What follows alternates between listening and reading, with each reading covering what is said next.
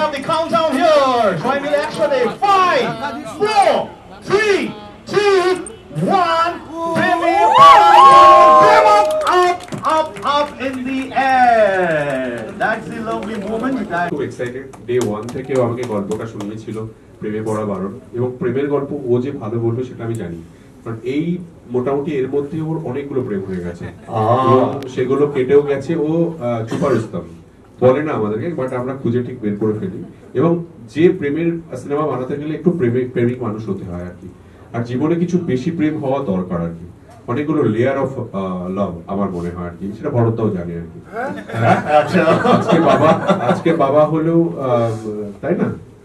হ্যাঁ, তো বাবা তো কি হয়েছে, প্রেম তো করেই যেতে পারে। তো এবং অরিজিতের যখন কাজ করতো, অরিজিতের সিরিয়াসনেস, আমি ওকে টোটন বলে ডাকি আর কি, টোটন ওর ডাক নাম অ্যাকচুয়ালি। ও কাজের মাঝখানে ওর জীবনের সব থেকে ইম্পর্টেন্ট মানুষটাকে ও হারিয়েছে, এবং ওর ভিতরে পেন আছে, এবং ও জানে যে একটা প্রেমের গল্প বলতে গেলে সব থেকে বেশি যেটা দরকার সেটা হচ্ছে যে ইমোশন। সেই ইমোশনটা ওর মধ্যে প্রচন্ড পরিমাণে আছে, এবং যেহেতু একদম অত্যন্ত গ্রাম থেকে আসা একটি ছেলে, এবং এতদিন ধরে স্ট্রাগল করেছে, এবং অনেক ত্যাগ আছে ওর জীবনে। সো সবকিছু মিলিয়ে আমার মনে হয় যে ফিল্ম মেকার হতে গেলে বা একটু স্টোরি টেলার হতে গেলে অনেকগুলো জায়গার মধ্যে দিয়ে যাওয়া উচিত, অনেক কিছুর মধ্যে দিয়ে যাওয়া উচিত, অনেক মানুষের সঙ্গে তার সম্পর্ক হওয়া উচিত, মানে বন্ধুত্ব হতে পারে, পরিচয় হতে পারে আর কি। এবং সেই কারণেই আমার বারবার মনে হয়েছে যে ও খুব ভালো একজন স্টোরি টেলার হতে পারে। আর ও যখন আমাদের সঙ্গে কাজ করতো তখনও খুব সিরিয়াস ছিল কাজের ব্যাপারে, কাজের বাইরে খুব একটা কিছু বুঝতো না। এবং ওর আগে একটা শো আমি দেখেছি, সেটা দেখে আমি ছিটকে যাই, এবং তারপরেই আমার মনে হয় যে ওর জার্নি স্টার্ট হয়ে গেছে। এবং প্রেমে পড়া বারণ যখন ও করছে আমাকে সে গল্পটা বললো, এবং বললো যে আমি এইভাবে ভাবছি, এবং রানে দাঁড় রয়েছে, 8টা টাইমস রয়েছে, পুরো গোটা টিম রয়েছে 8টা টাইমস। আমি তখন ভাবলাম তোকে আর ভাবতে হবে না। এবং সেই মতো আমাকে ট্রেলারটা দেখানোর পরে আমি সেটা দেখেও আমার ভীষণ ভালো লেগেছে। তাতে যারা রয়েছে, তাতে গান যারা করেছে, দেবচন্দ্রিমা অনিন্দ রয়েছে, গান করেছে শ্যাবি রয়েছে, সব মিলিয়ে আমি বলতে পারি যে আমার একটা রেপ্লিকা, মানে আমার নিজের মনে হচ্ছিল যেটা আমি বানিয়েছি। হ্যাঁ, এবং আমি নিজের সঙ্গে রিলেট করতে পারছিলাম। তো তার জন্যই আজকের দিনটা আমি খুবই ব্যস্ত ছিলাম। আমাকে যখন বলা হয়েছে যে এটা তোমাকে আসতে হবে, আমি কোনো বিনা দ্বিধাই বলেছি যে হ্যাঁ আমি আসবো। সবাই আছো রেডি? রেডি সবাই? Can have the poster launch 3 2 1 and here we go.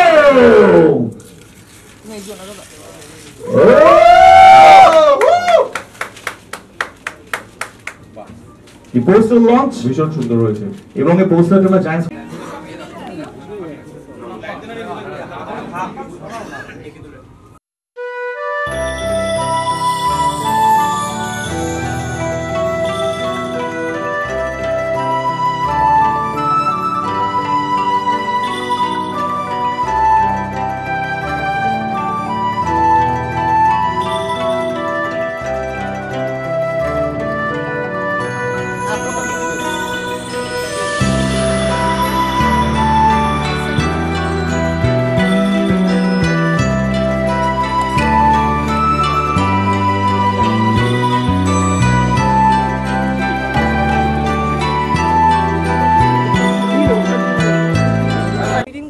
আমি কাউকে প্রেমে পড়তে বারণ করছি না, কিন্তু আমি জাস্ট বলছি আমার গল্পের নাম প্রেমে পড়া বারণ, সেটা কেন তার জন্য গল্পটা দেখতে হবে।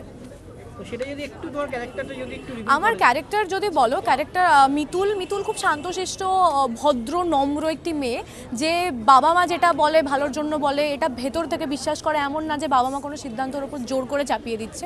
ও মনেই করে বাবা মা কিছু বলছে ডেফিনেটলি ভালোর জন্য বলছে। সেই মিতুল প্রেমে পড়ে যায় রনর। কীভাবে প্রেমে পড়ে সেটা এখন আমি বলছি না।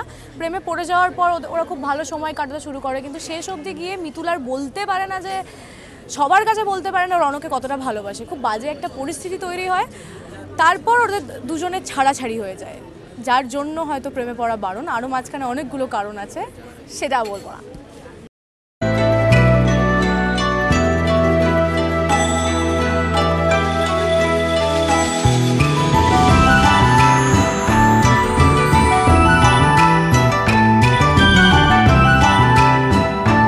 বাস্তবে আমাকে কেউ বারণ করেনি, মানে আর আমি এরকম মানুষও নই মানে এরকম বারণ করলে শুনবো, কিন্তু নিজেকে বারণ করেছি অনেক সময়, যেটা আমার মনে হয়েছে যে না, দরকার নেই এটার শেষটা হয়তো ভালো হবে না। এখনো পর্যন্ত সরস্বতী পুজোর কতগুলো প্রেম এসেছে? আর কেউ প্রেমের কথা বলে না, এটা মানে শুনতে অদ্ভুত লাগলেও খুব সত্যি কথা। এই যে তুমি এখন সিরিজে কাজ করছো, সিরিয়ালে ইচ্ছা তো বরাবর, আর আমি ডিসাইড করার কেউ নই, যেটা আমি বারবার বলি।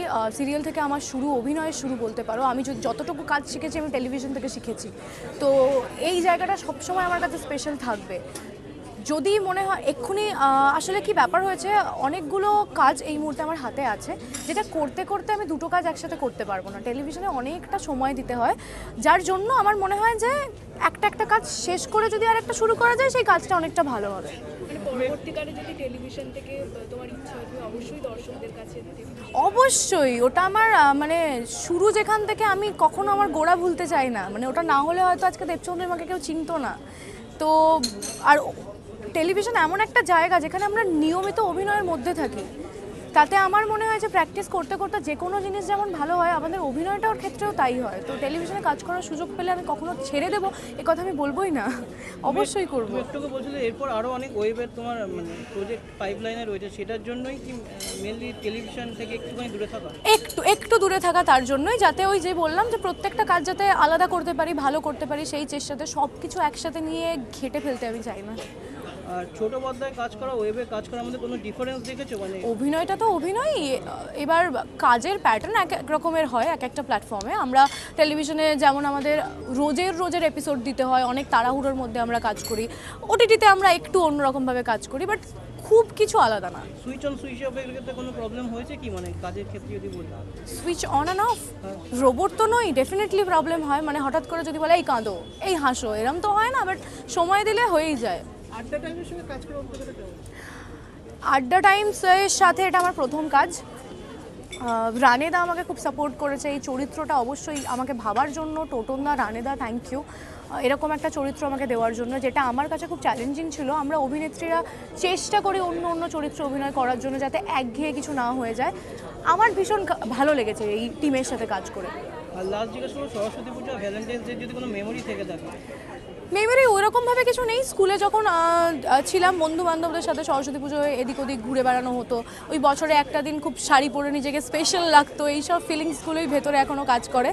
আর আলাদা করে সেরকম মেমোরেবল কিছু নেই। 14 তারিখ ভ্যালেন্টাইন্স ডে দিন আসছে, প্রেমে পড়া বারণ, শেষে দর্শকদের তো প্রেমে পড়তে একেবারেই বারণ আমি করব না। 14 তারিখ ভ্যালেন্টাইন্স ডে, সরস্বতী পুজো সব একদিনে পড়েছে। যারা অলরেডি প্রেম করছে তাদের জন্য বলবো অনেক শুভেচ্ছা। তোমরা সারা জীবন একসাথে থাকো, খুব ভালো থাকো। সবার সরস্বতী পুজো, ভ্যালেন্টাইন্স ডে খুব ভালো কাটুক।